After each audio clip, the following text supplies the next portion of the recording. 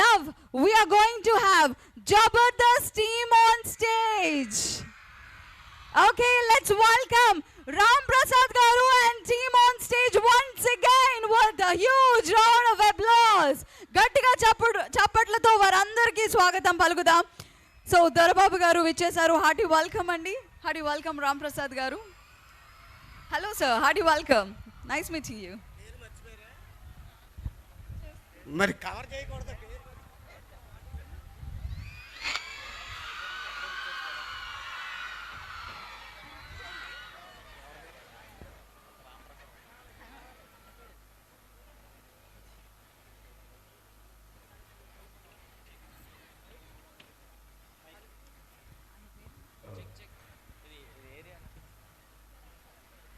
Hello hello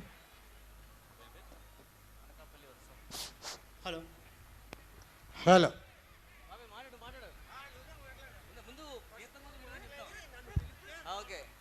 hi, ఎలా ఉన్నారు అందరూ? వా సూపర్ సూపర్ అండి. ఏం ఎనర్జీ అండి అసలు.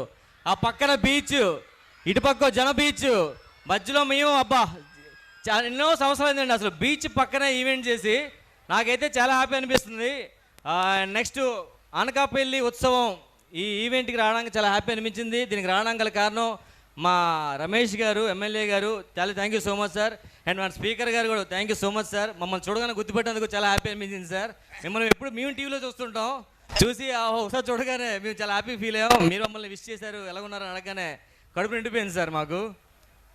సార్ కాదు, అయ్యన పాత్ర గారి ప్రెస్ మీట్లకి నేను పెద్ద ఫ్యాన్ని. ఈ మధ్యన మిస్ అయ్యాం. అది సార్ నువ్వు వైజాగ్కి పెద్ద ఫ్యాన్ రా 2 years బ్యాక్. కానీ సార్ మీతో మాట్లాడలేదే. ఫస్ట్ నన్ను ఏమన్నా తెలుసా, శాంతి ఏంటి ఇంత అందంగా ఉన్నావు నన్ను అన్నారు. ఏంటి ఆయన అన్నాడా?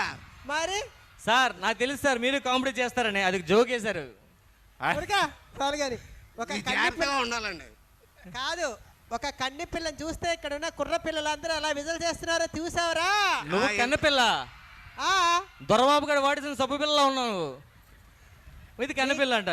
కాదు, ఇందాక మీరు అనగారు బీచ్ పక్కన చాలా బాగుందని. కానీ ఈ బీచ్ దగ్గర రాగానే నాకు కోరిక పుట్టింది. నేను బీచ్లో బికినీ వేసుకొని ఇలాగ మట్టిలో పడుకున్నప్పుడు భోజి వల్ల నాకు ఎప్పటి నుంచో కోరిక. బీచ్ పైన పడుకుంటే కూడా తెలుసా, ఎండు చేపలు ఎండ పెడతారు ఇక్కడ, ఎండు చేపలో ఉంటావు. అర్థమైందా? సరే, anyway thank you so much sir. మమ్మల్ని విష్ చేసేందుకు, మమ్మల్ని బ్లెస్ చేసేందుకు, మిమ్మల్ని ఎప్పటిలాగా నవ్విస్తుంటాం. మమ్మల్ని గుర్తుపెట్టుకోండి సార్. మా రమేష్ గారు అడిగి వెళ్ళిపోయారు. ఎందుకు మా ఎమ్మెల్యే రమేష్ గారు వస్తున్నారా? సరే, మమ్మల్ని పిలిచేందుకు థ్యాంక్ యూ సో మచ్. ఈ అనకాపల్లి ఉత్సవం చాలా గ్రాండ్గా చూద్దాం ముత్యాలంపాలెంలో. హాయ్ స్టూడెంట్స్, అందరూ బాగున్నారు కదా? అందరూ బాగా చదువుకోండి, లైఫ్లో ముందుకెళ్ళండి. చదువుకోకపోతే నాలాగా అయిపోతారు. ఇలాగా అర్థమైందా? నేను 10th ఆపేసా, ఎందుకంటే ఇంటర్ చదువుదామంటే డబ్బులు కావాలన్నారు. దాంతోపాటు చెప్పారు 10th కూడా పాస్ అవ్వాలని. పాస్ అవ్వలేదు, కాకపోతే అంతే. నాకు కూడా చదువుకోవాలని, కానీ ఒక్కరు కూడా నన్ను క్లాస్లో రానిలేదు. నువ్వు చదువుకుంటే పక్కోళ్ళు చదువుకోవాలి కదా నీతో పాటు. చదువుకున్న టైంలో టీచర్లకి మాస్టర్ కూడా లైన్ వేసేది ఈవిడ, అందుకే అలా తయారైంది. సరే, ఇంకో ఉత్సవంకి వచ్చాం, సరదాగా 2 నిమిషాలు నవ్వుకున్నాం, మళ్ళీ ఇంకో 3 నిమిషాలు నవ్వుకుందాం. అండ్ మా గ్రూప్లో ఒక మంచి అద్దరిపోయే యంగ్ కుర్రాడు ఉన్నాడండి. మామూలు యంగ్ కుర్రాడు కాదు, వాడు ఫీల్ అవుతాడు యంగ్ అని. మనం చూద్దాడు యంగ్ కాదు. హలో, ఎలా ఉన్నారు? సభకు నమస్కారం. వాళ్ళు బాగానే ఉన్నారు, నువ్వే బీపీ షుగర్ వచ్చి పోయేలాగా ఉన్నావు. ఏంటి? నువ్వే బీపీ షుగర్ వచ్చి పోయి ఏటయా మాట్లాడుతున్నావు? మా టీంలో చాలా చిన్నవాడు అది ఇది అని చెప్పేసి వయసు అయిపోయిందని ఇండైరెక్ట్ గా ఇంటెత్తున్నా వాళ్ళకి. వయసులో చిన్నోడువా? ఎవడో ఇందాక జస్ట్ అక్కడ కారు దిగాను, ఒక అమ్మాయి నన్ను చూసి ఏమందో తెలిసిన? ఏముంది? బాబో ఏమి నీ అందం అంది. అది బాబోయ్ కాదు, బాబాయ్ ఏంటి అందం అన్నది. రామ్ ప్రసాద్ గారు, మా ఊరు పక్కనే తాపేశ్వరం, అక్కడంతా నన్ను ఏమంటారు తెలిసిన? ఏమంటారు? మడతగాజా అంటారు. అది మడతగాజు కాదు, కళ్ళ కింద ముడతలున్నాయి కదా, ముడతగాజా అన్నారు. నువ్వు వచ్చిన కానీ నేను చూస్తున్నాను, నీ ఇష్టాసారంగా మాట్లాడుతున్నావు. హలో, ఎమ్మెల్యే గారు కేకేసి నా చేతిలో 4,000 పెట్టారు తెలుసా? ఎమ్మెల్యే గారు పిలిచి 4,000 పెట్టారా? 4,000 పెట్టారు, ముందు నాకు పెట్టారు నా చేతిలో. దాన్నే పింఛన్ అంటారు, వైసీపీ వాళ్ళకి ఇస్తారు. నువ్వేం గిఫ్ట్ అనుకున్నావేమో, అర్థమైందా? ఏమన్నా అది పింఛనా? మొదటి సంతకం నాతో చేయించారా? నేను ఇంకా ఆనందంగా ఇచ్చారేమో అనుకో. మన రాజుగారు కొంచెం మాట్లాడి వీల్ చైర్ కూడా అరేంజ్ చేయండి సార్, ఇంకా అయిపోయింది సీన్లు. రామ్ ప్రసాద్ ఏంటో మాట్లాడుతున్నావు? చేయొద్దామేంటి? మన వెనకాల ఎవరో తెలుసా? ఎవరన్నారు? రాత్రి పవన్ కళ్యాణ్ గారితో ఫోన్ లో మాట్లాడా. ఏంటి పవన్ కళ్యాణ్ గారితో ఫోన్ లో మాట్లాడా? ఏమన్నారా? రాంగ్ నంబర్ పెట్టిమన్నారు. ఇంకేమంటారు? అంతకంటే ఏమంటాడు ఆయన? బిజీగా ఉంటే నీ ఫోన్ కూడా ఎత్తేస్తారా? మన టీంలో డైలాగ్ కింగ్, మామూలుగా చెప్పడు డైలాగు. అమ్మో వచ్చాడు రైడు. వచ్చాడు వచ్చాడు వచ్చాడు.